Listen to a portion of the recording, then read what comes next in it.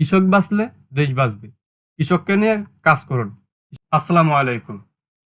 নির্বাচনের আর মাত্র ৭ দিন বাকি। এই ৭ দিনকে ঘিরে যারা নির্বাচনের প্রার্থী আছে, সংসদ সদস্য প্রার্থী, এমপি প্রার্থী, তারা সাধারণ মানুষের কাছে যাচ্ছে।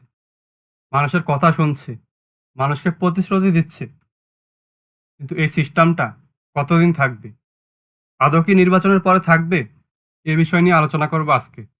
আসুন একটু পয়েন্টে আসি।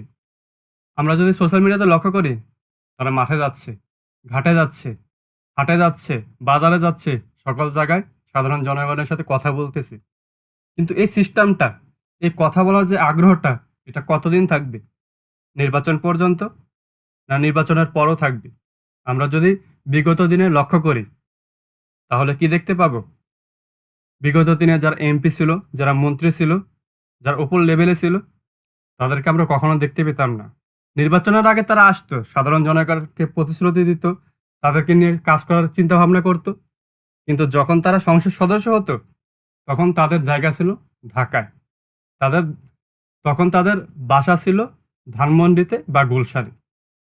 তাদেরকে গ্রামের কোনো বড় অনুষ্ঠান, কোনো মাহফিল, কোনো জায়গায় যদি দাওয়াত দেওয়া হতো, তাদেরকে পাওয়া যেত না। তারা কাকে পাঠাতো? পিএসকে। আমরা এমন একটা প্রার্থী চাই, এমন একটা সংসদ সদস্য চাই, যাকে আমরা সবসময় আমাদের পাশে পাবো। আমরা ডাকলে সে আসবে, আমাদের কথা শুনবে, সাধারণ জনগণকে ভালোবাসবে, সাধারণ জনগণকে নিয়ে কাজ করবে। এখন আসি মূল পয়েন্টে।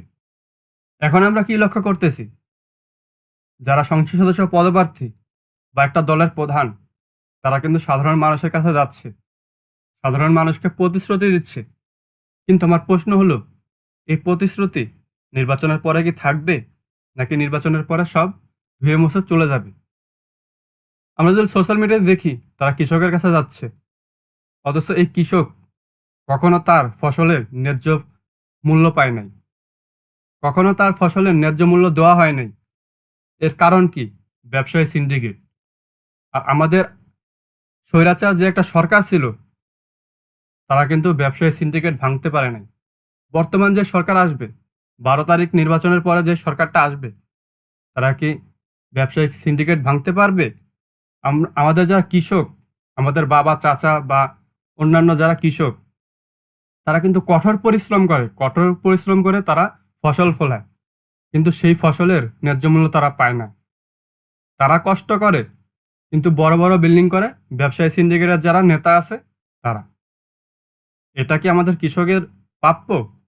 একটা মানুষ সকাল থেকে রাত পর্যন্ত কঠোর পরিশ্রম করে ফসল ফলায়, সেই ফসলের যদি ন্যায্য মূল্য না পাওয়া যায়, তাহলে বাংলাদেশ কখনোই টিকে থাকবে না।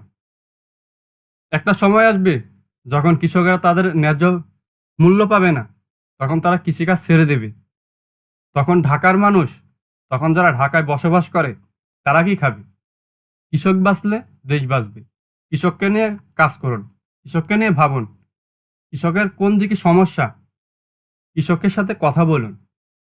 কারণ কৃষক বাঁচলেই দেশ বাঁচবে।